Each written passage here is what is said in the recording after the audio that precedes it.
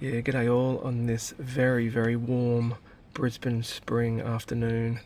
Here's a video I didn't think I'd be making so soon, but as per my other videos, and hopefully a video you guys have already seen, when we first collected our Kia EV5 back in about May, it obviously came with its original lead acid battery, which sat in here.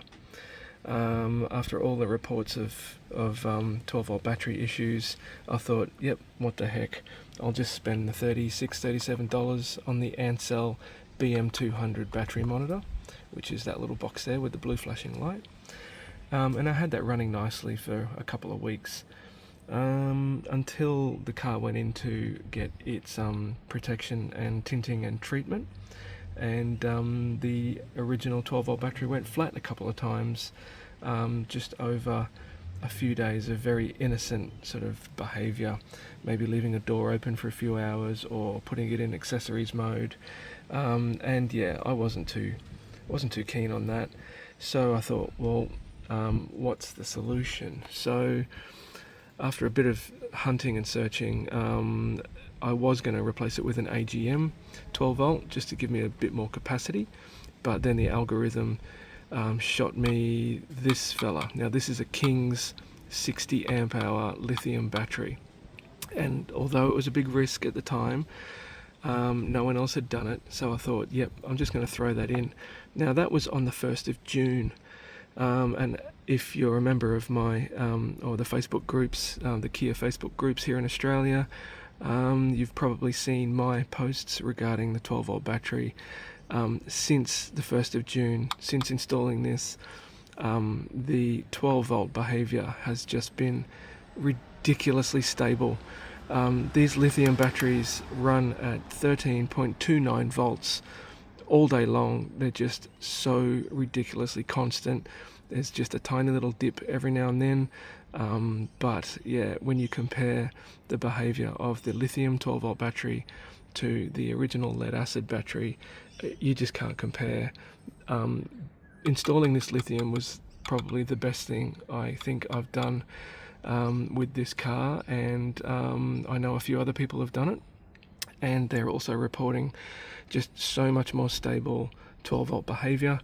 And yeah, but the big test, I got through winter fine, it's currently spring, but the big test for this, because these are rated to work up to 60 degrees, the big test always was to get through summer and monitor the battery temperature as well as the voltage by the Ansell BM200 battery monitor there. Because yeah, I wasn't too sure how hot it would get under the bonnet.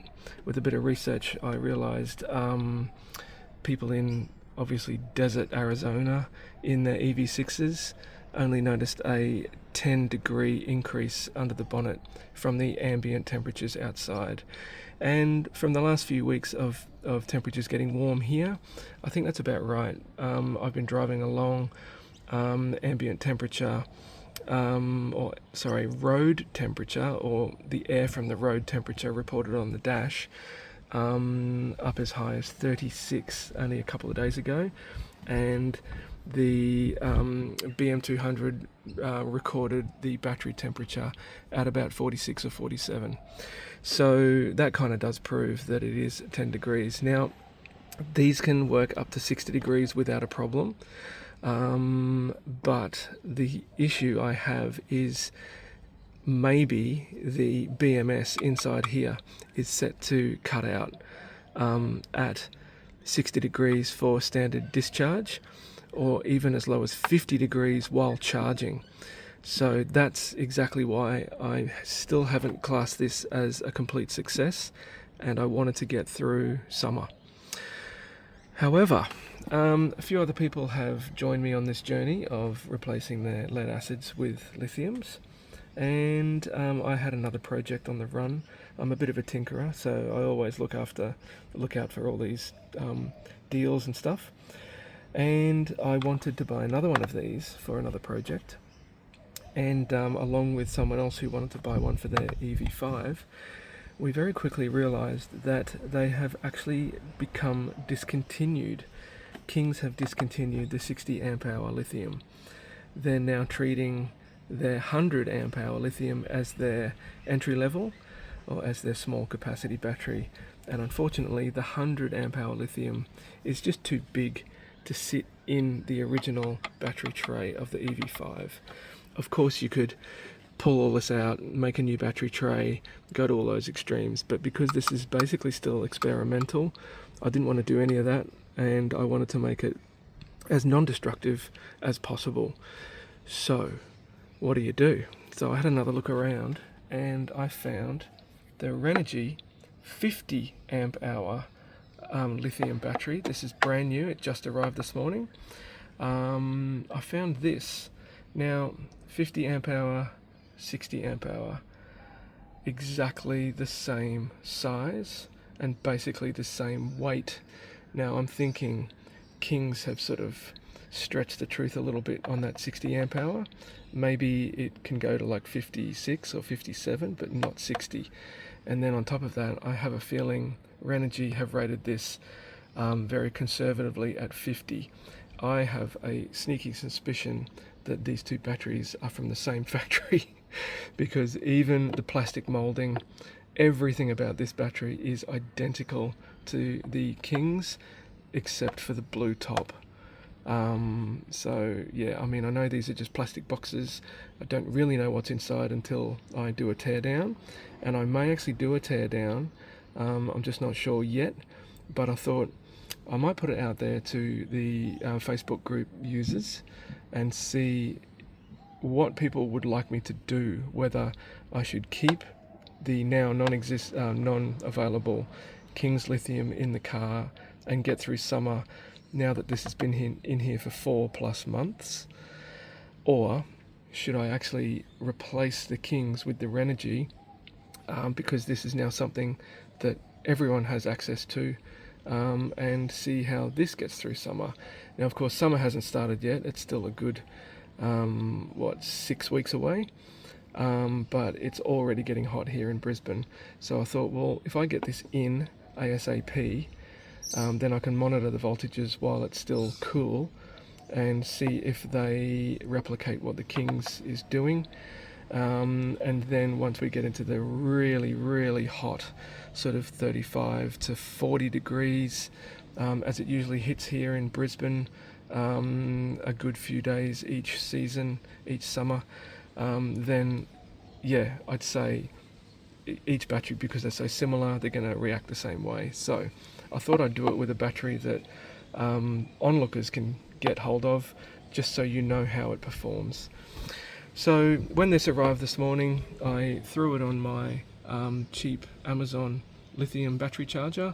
This does lithium, lead acid, and of course AGM. AGM is obviously just a bigger version of a lead acid, and it took 2 hours to charge it at 15 amps, 15.5 amps actually.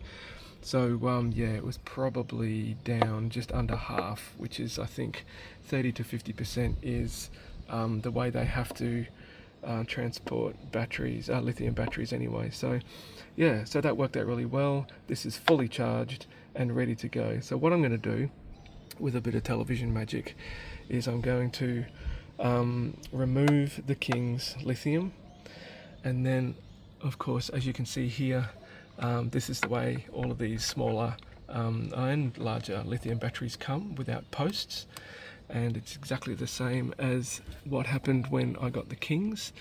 So I had to then buy these brass M8 brass battery posts or battery terminals.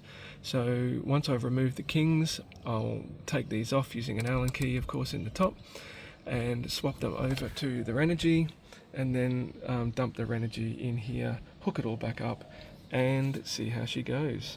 So yeah, until then, yeah, wish me luck. Alrighty, and here we are again. We are back, and the battery has been swapped over. So as you can see, this is the Kings that I had in there. I've just stuck the little safety plugs in the terminals at the top. Sorry for the helicopter noise in the background. It's been school pickup and kids running past and helicopters for the last few minutes, so I'm just going to record it anyway. But yeah, here is the new Renogy sitting in there nicely under the original bracket with the small piece of rubber. Now, from memory, there's 5 or 6 mil of rubber in the bottom of the tray, and about 18 or 20 mil of rubber just under that clamp section there. I wanted to keep it all as non-destructive as possible. I didn't want to modify too much, which is why this size battery is really good, because it just drops straight in. But then I had to somehow make the clamp work. So yeah, she's in there pretty well.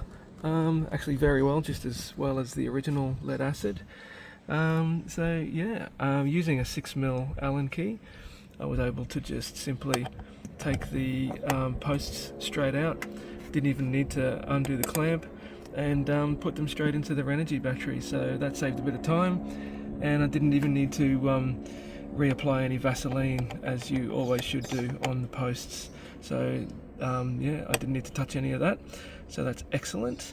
There is a spring washer at the bottom of that bolt, so that's kept that nice and tight. The unsettled BM200 battery monitor there luckily peeled off the label. You can just see that it's affected the label a little bit there, and it came off fairly cleanly.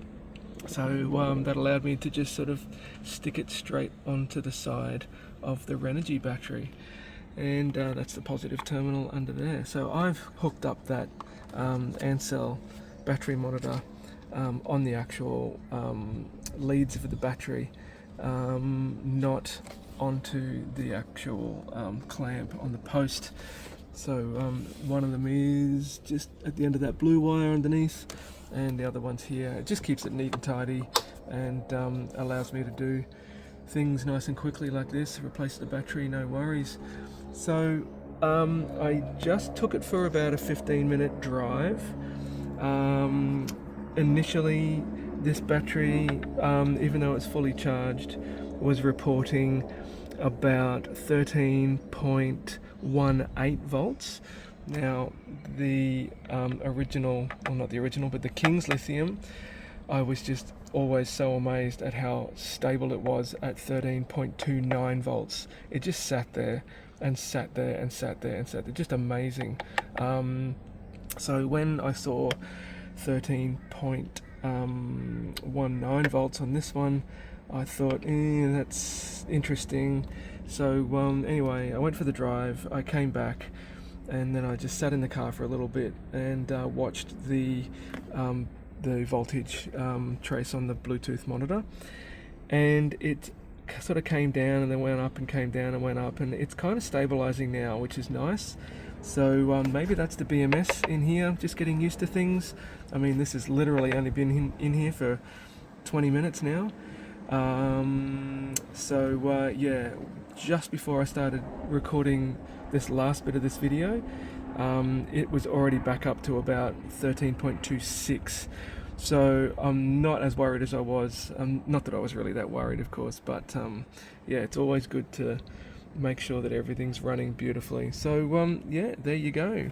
Thanks to popular demand through the Facebook group, I've just done this swap, and yeah, I'll start everything all over again. Fairly confident now, thanks to the Kings.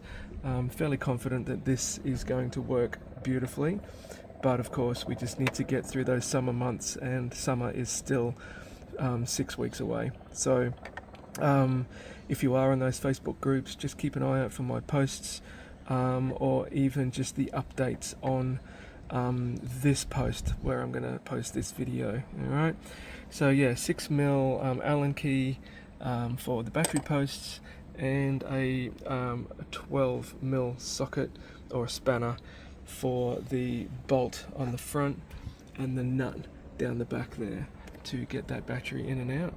Okay guys, fingers crossed this all works out okay.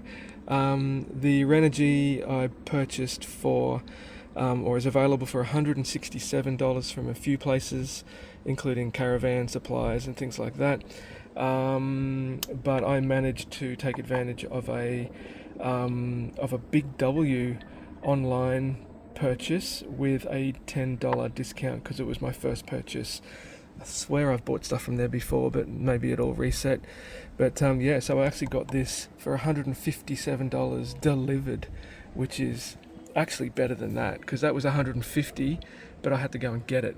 And I think delivery was about $15-20, going by other users who did that. So yeah, all in all, and the fact that it's black without that funny tacky blue and yellow colour, I think this is a much nicer way to go after all. So yeah, all right guys, I hope this all works out, but yeah, it won't be until sort of February, March until I'll know 100% how this has gone through summer. Wish me luck. See ya.